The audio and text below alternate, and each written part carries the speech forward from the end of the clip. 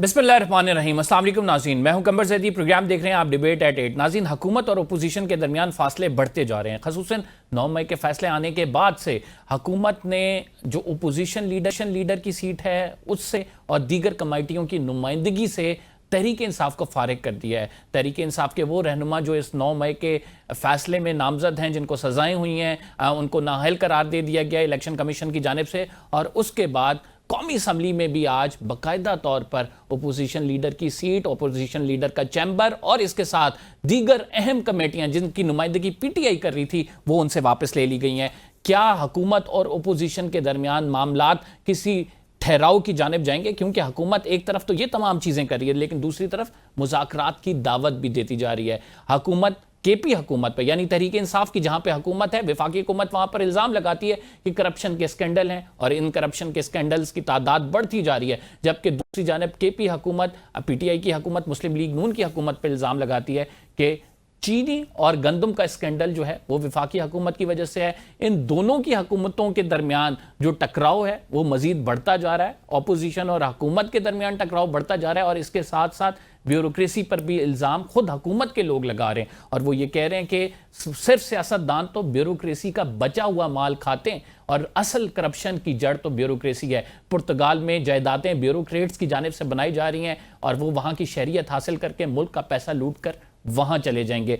किस में कितनी सदाकत है, कौन किस हद तक सच्चा है, ये आज प्रोग्राम में जानने की कोशिश करेंगे। हमारे साथ सीनियर सियासतदान एजाज उल हक साहब मौजूद हैं। बहुत शुक्रिया हमें प्रोग्राम में ज्वाइन करने के लिए। एजाज साहब, आप पीटीआई को कौमी असम्बली की अपोजिशन लीडर की सीट से फारिग कर दिया गया, कमेटियों की सरबराहियां उनसे ले ली गई, 9 मई के फैसले आए और उसके बाद एकदम से असम्बली में भी ये चीजें शुरू हो गई। आप समझते हैं कि किस हद तक ये दुरुस्त अमल है? क्या बिल्कुल ही ओपोजिशन को एक दीवार से लगा देना चाहिए? नहीं, ये तो मैं नहीं समझता कि ओपोजिशन को दीवार से लगाना चाहिए, क्योंकि ओपोजिशन को दीवार से अगर लगाएंगे तो मसले मजीद पैदा होंगे। ये यहाँ पे मेरा ख्याल है कि थोड़ा सा पीटीआई ने भी एक पार्लियामेंटेरियंस की हैसियत से वो किरदार अदा नहीं किया जो उनको as leader of the opposition करना चाहिए था। होती हैं लड़ाइयाँ भी होती हैं, मार कुटाइयाँ भी हुई हैं माजी के अंदर, हमारी अपनी असेंबली के अंदर भी हुआ है, एहतजाज भी हुए हैं, सब कुछ हुआ है। तो ये उनको जिनके खिलाफ केसेस आए हैं उनको डी सीट किया होगा या नायल किया होगा, लेकिन अभी उनके पास अपील के बड़े रास्ते हैं। जैसे दस्ती का हो गया है, स्टे मिल गया टेम्पररीली या एजाज मुकम्मल साहब, तौर पहले पर। किसी सियासतदान को नाअहल तब किया जाता था जब तक सुप्रीम कोर्ट से उसके खिलाफ फैसला ना आ जाए। नीचे वाली कोर्ट से हुआ, हाई कोर्ट गया मामला, फिर सुप्रीम कोर्ट गया और उसके बाद फिर उसकी नाअहली होती थी। अब एकदम से ये अमल शुरू हो गया, नाअहली हो जाएगी, इतनी क्या उजलत है? बाई इलेक्शंस अगर आप करा देते हैं, उन बाई इलेक्शंस पे अवामी पैसा लगता है, कल को हाई कोर्ट से डिसीजन रिवर्स हो जाता है, तो फिर इस अवामी पैसे का क्या होगा और उस बाई इलेक्शन का क्या होगा जो आपने उजलत में करा दिया? इस पे क्या समझते हैं आप? नहीं, देखें, जब आपको एक कोर्ट से सजा हो गई है और ऊपर के कोर्ट ने जब तक आपको स्टे ऑर्डर नहीं दिया है, चाहे वो हाई कोर्ट हो, हाई कोर्ट में सजा होगी बरकरार रहेगी तो आप सुप्रीम कोर्ट से जाके स्टे लेंगे। माजी के अंदर ये होता रहा है, जो टेनोर पूरे होते रहे, कई 5-5 साल तक केस लड़ते रहे, वो सुप्रीम कोर्ट तक गए, वहां से स्टे मिलते रहे उनको। अब मौजूदा सूरत हाल में इन्होंने पता नहीं आगे रिजू किया कि नहीं किया हाई कोर्ट से, और हाई कोर्ट ने क्या, क्योंकि आप देखें ना वो दस्ती को स्टे हाई कोर्ट से मिला है, जो भी अभी आरजी है या मुकम्मल तौर पे है। तो ये एक प्रोसीजर है लीगल, जो मैं उस पर इतना तबसरा तो नहीं करना चाहता, लेकिन ये उनको भी लेकिन मालूम है कि वो दस्ती साहब का भी इंतखाबी शेड्यूल तो अनाउंस हो गया था, वो तो उन्होंने जाकर रिक्वेस्ट की, अपील डाली और उसके बाद ये स्टे आया। इलेक्शन कमीशन को इतनी क्या उजलत है? उजलत की बात नहीं है, इसमें कानून की बात है। अगर कानूनी तौर पर अदालत ने उनको नायल करार दे दिया तो इलेक्शन कमीशन ने वो ऑर्डर्स को फॉलो करना है जब तक कि अगला कोर्ट जो है उस पर स्टे ना दे। ठीक, आप क्या समझते हैं सर के 5 अगस्त को एहतजाज किया पीटीआई ने, अब 14 अगस्त को दोबारा ऐलान किया हुआ है उन्होंने एहतजाज करेंगे। क्या पीटीआई की जानिब से ये एहतजाज कोई असर रखता है? इसके क्या असरात निकलेंगे? आप समझते हैं कि इन एहतजाज के ज़रिए या फिर डील ठुकरा के इमरान खान साहब बाहर आ सकते हैं?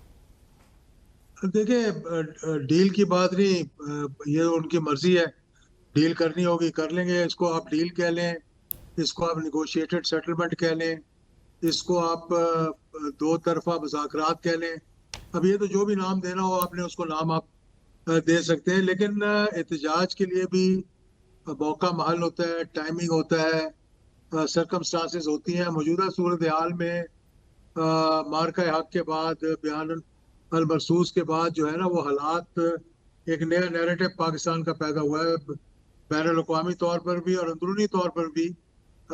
वो जो एक गैप पैदा हो गया था अवाम में और इस्टेब्लिशमेंट के दरमियान, उसको काफ़ी हद तक वो पुर हो गया। अब इस मौके पे 5 अगस्त को पिंडी में तो मैं सारे फिरता रहा हूँ, इस्लामाबाद में फिरता रहा हूँ, मुझे कहीं एहतजाज होता हुआ नजर नहीं आया।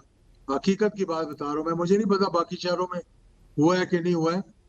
लेकिन आप देखिए, 14 अगस्त इस दफा एक नए जज्बे के साथ मनाने का हुकूमत ने कहा है। इसमें चाहिए था कि पीटीआई भी भरपूर तरीके से पार्टिसिपेट करती, केपीके की हुकूमत भी करती, और अगर ये और कहीं नहीं जोर लगा सकते थे अपना, तो केपीके के अंदर ये जलसे करते और 14 अगस्त के हवाले से गुफ्तगू करते, बजाय इसके कि एहतजाज की कॉल देने की, जिसको मेरा नहीं ख्याल कि एक्सेप्टेबिलिटी होगी उसकी।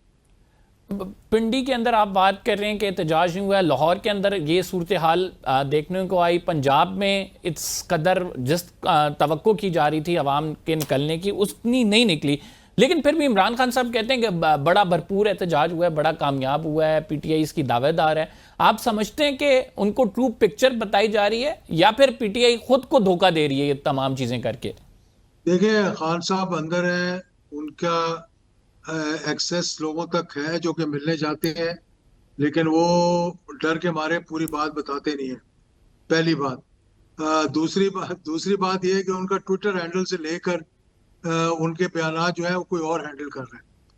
तो उनको ये भी नहीं मालूम कि मेरे ट्विटर पे कौन सी खबरें आ रही हैं, कौन सी नहीं आ रही। तो वो तो मेरा ख्याल है कि कोई और इस्तेमाल कर रहा है, और खान साहब के नाम को भी कोई और इस्तेमाल कर रहा है, और ये मामलात भी कोई और चला रहा है।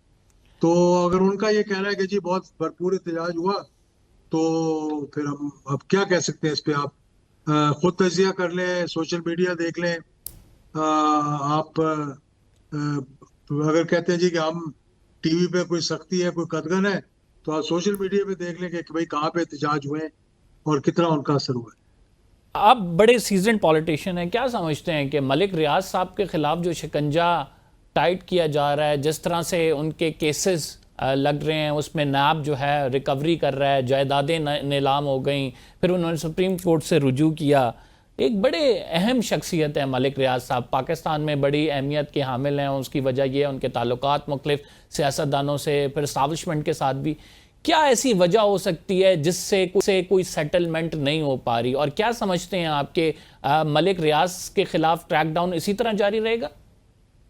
नहीं, इसमें मैं तो नहीं तबसरा कर सकता, मुझे मालूम नहीं कि किस नौयत के केस हैं। मलिक रियाज को चाहिए था कि पाकिस्तान आते, पाकिस्तान आकर अपने केसेस को फ्रॉड फेस के करते। केसेस हैं, इसके अलावा उन्होंने गैर कानूनी तरीके से जो पैसा बनाया हुआ है उसके केसेस हैं, माली बेजाब्तगियों के केसेस हैं। तो मतलब आगे फेस करना चाहिए ना, मतलब यहाँ के कोर्ट्स में, अदालतों में नैब के केसेस है, नैब के सामने। तो जब आप आएंगे नहीं पाकिस्तान, तो लाजमी बात है एक तरफा कार्रवाई होगी फिर। मलिक रियाज साहब कहते हैं कि उनको फोर्स किया जा रहा था कि वो एक सियासतदान के खिलाफ गवाही दें, और वो कहते हैं कि मैं किसी भी सियासतदान, चाहे इमरान खान हो या कोई भी हो, उनके खिलाफ गवाही नहीं दूंगा, इस वजह से मेरे खिलाफ ये तमाम चीज़ें हो रही हैं। देखिए, ये तो एक बात करने वाली है ना। अब इसके पीछे हकायक क्या है, ना आपको मालूम है ना मुझे मालूम है। ये मलिक रियाज साहब को पता होगा, उनको चाहिए कि फिर वो खुलकर बताएं कि किसने उनको कहा कि बयान दें, और अगर ऐसी कोई बात है तो वो फिर कौम के सामने लानी चाहिए। सर, बड़ा आप उतार चढ़ाव देखें मुल्क की सियासत के। आप समझते हैं अंडर द टेबल ऐसी डीलें होती हैं, ऑफर किया जाता है और फिर गवाहियां ली भी जाती हैं, और इसके बदले में अगर ना हो तो फिर क्रैकडाउन भी किए जाते हैं? Do you? देखिए, अगर गवाही ली भी जाए और बाद में आदमी कह देगा मुझे अंडर ड्यूरेस यानी कि लिया गया था, तो उस बयान की कोई हैसियत नहीं होती। जिस तरह के सागडार ने नवाज शरीफ साहब के खिलाफ तमाम तहरीरी बयान दे दिया था, और जब बाद में वक्त आया तो उन्होंने कहा, तो मुझे, हालांकि वो दफा 64 का बयान था, तो उन्होंने कहा ये मुझसे जबरदस्ती लिया गया था, तो वो नल एंड वॉइड हो गया सब। ठीक, आप क्या समझते हैं 27वीं तरमीम की बड़ी गूंज हुई, उस 27वीं तरमीम में फिर र्यूमर्स निकल आए कि इसमें जो है वो फील्ड मार्शल साहब जो हैं सदारती ओहदा लेने चाहते हैं, फिर DGISPR ने इस बात को क्लियर किया ये सिर्फ अफवाहें हैं, ऐसा कोई कुछ नहीं होने जा रहा। ये कौन ऐसी अफवाहें फैला देता है एकदम से पूरे मुल्क में डिस्कस होने लग जाती हैं? क्योंकि वीलॉग पे व्यूज नहीं आते, तो फिर किसी ना किसी तरीके से ऐसी खबरें देनी पड़ती हैं। क्या फील्ड मार्शल चाहेंगे कि फील्ड मार्शल का ओहदा छोड़कर और जरदारी बन जाए वो, मतलब या सदर बन जाए वो, इस निज़ाम में जहाँ पे सदर की कोई है नहीं है। अगर वो सदर बनना चाहेंगे तो वो जियाउल हक वाला सदर बने या परवेज मुशर्रफ वाला बने, तो फिर तो पता भी लगता है कि ये सदर है, सदारती निज़ाम है।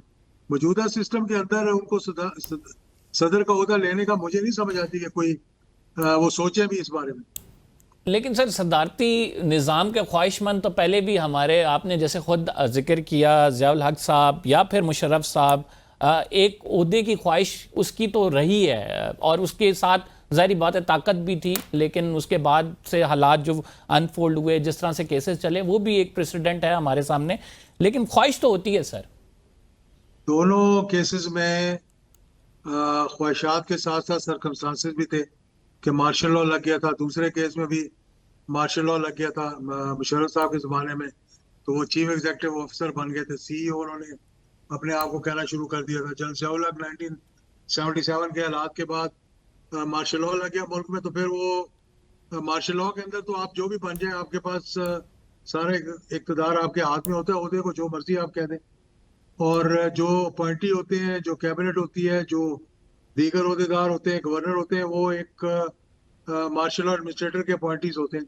तो उसमें तो नहीं आप कह सकते कि ख्वाहिश की बात है। निज़ाम के अंदर रहते हुए अगर आप समझें कि फील्ड मार्शल साहब अपना ओहदा छोड़कर या उसके ऊपर वो सदर बनकर उनको कोई मजीद तकवीत मिलेगी, तो मेरा नहीं ख्याल कि तकवीत मिलेगी। कोई मौजूदा निज़ाम में तो सदर का कोई रोल ही नहीं, सिवाय यानी फीते काटने के। इन अदर वर्ड्स आप कह रहे हैं कि जाहिर बात है कि एक हाइब्रिड सिस्टम है, उस हाइब्रिड सिस्टम में already when you can influence, तो ज़रूरत नहीं पड़ती कि आप कोई ऐसा ओहदा लें जिसके तहत आपको, जाहिर बात है मार्शल लॉ के दौर में जिस तरह सदर बने थे उससे आपने एडमिनिस्ट्रेटिव इख्तियारात इस्तेमाल किए थे, तो अभी कोई ज़रूरत ऐसी नहीं है, ऑलरेडी इन्फ्लुएंस बहुत मौजूद है।